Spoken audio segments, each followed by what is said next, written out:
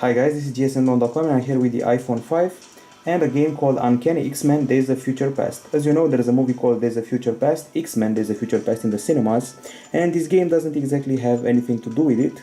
It's more of a separate game inspired by comic books. It's priced at $3 and allows you to play with the likes of Wolverine, Shadowcat or Collosus, for example. I selected Wolverine. Here we have some of his abilities, like the healing factor, and all of them are upgradable and unlockable at some point. So we got the older Wolverine with the yellow costume, and let's go to the gameplay. By the way, this is a platformer game. It's a side-scrolling title from Glitchsoft, and the good news, there are no in-app purchases and there is no online connection required. The graphics are quite cool, and the storyline is slightly related to the movie, only slightly, because of the presence of the Sentinels who are trying to destroy the mutants. Very nice electronic background music, and here is a Sentinel. They were created specifically to destroy mutants like Wolverine, and now I'm going to be chased by this huge guy. Very creepy music. And let's start running. Now let's start punching walls.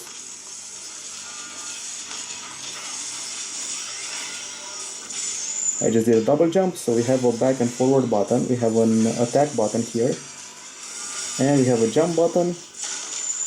I just got hit, so we have to move further.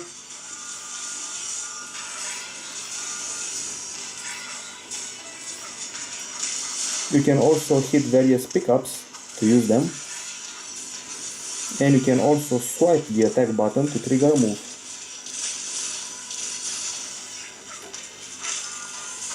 There are also other foes aside from this big robot, the Sentinel, and you can also change your hero mid-battle.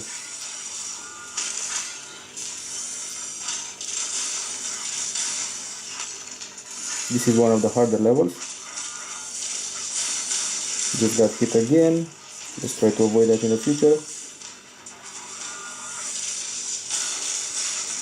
And now we have some little fellows to fight, throwing Molotov cocktails, some sort of ninjas and stuff. Often you run into boxes that you also have to hit to get closer to the enemies.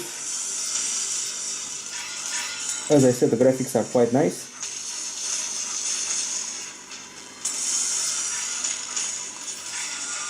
Now there's a guy throwing Molotov cocktails, and another one, and a combo.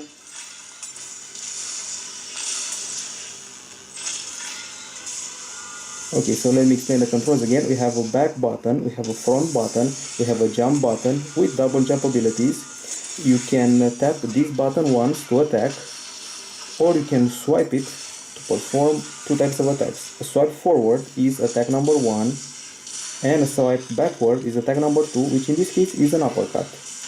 Each mutant has his own abilities. For example, Shadowcat can call a dragon to help her, Wolverine can recover his life, and Collosus will simply break everything around him. This is not an easy game to play, sometimes it's frustrating.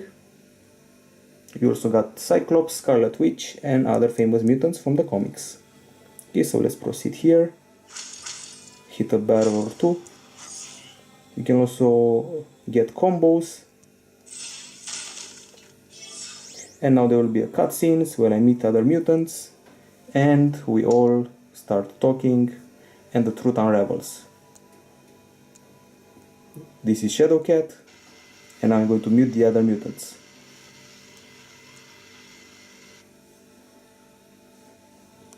This is Wolverine again, so you can easily switch heroes in mid-battle, or mid-cutscene, better said.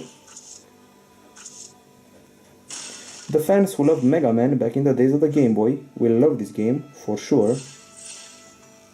And I imagine it looks even better on the iPhone 5s with its cool 64-bit CPU. This is only the iPhone 5. This is Colossus. This is Shadowcat. And we also have Magneto here. This is Wolverine. They're chatting it up before the next level starts. Some sad music because the Sentinels are upon you, and now we're about to travel in time.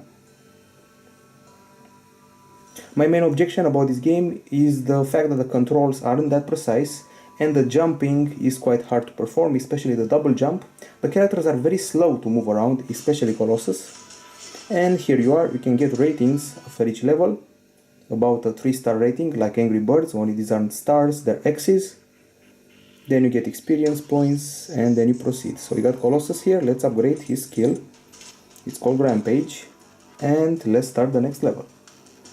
I'm really happy there are no in-app purchases, because since the game is hard, I would have been tempted to spend real money for upgrades. There are over 20 stages here, and the graphics, as I said, are quite good, although at some point you may feel that the enemies are very repetitive. It's a world in some sort of prison. Everything is metal, there are a lot of walls, and I'm guessing I'm going to have to break through them. So in one level you can use Colossus to break walls, you can call Shadowcat for her agile moves, and then you can call Wolvering for his special attacks, so you can combine all of their powers by selecting each one for a turn at combat. Now we have Shadowcat, and we got an alert in the prison, and we're back to Colossus, who is very painfully slow, but at least he's very strong. Also, these loading screens are another defect of the game, another setback. Okay, the music has gotten more actiony, so let's start fighting. And here's an enemy, punching him up, doing some special tricks. Now let's see what a swipe back does. Just a small uppercut. And let's try a jump now. That's what I was talking about, the very unprecise jump and the slow characters. Couple that with the repetitivity of the enemies and the loading screens, and you have the only flaws of the game. So this is an X-Men title, Uncanny X-Men Days of Future Past. The fans of platformers and the fans of comic books will love this title. By the way, you can keep this button pressed and charge a mega hit from Colossus. And let's give this game some grades. I'm going to give it an 8.2 out of 10 here at gsndom.com. It's a fun game to play on your iPhone, especially if you're a fan of platformers and of Mega Man and of course X-Men. That's it from gsndom.com, 8.2 out of 10 for Uncanny X-Men Days of Future Past.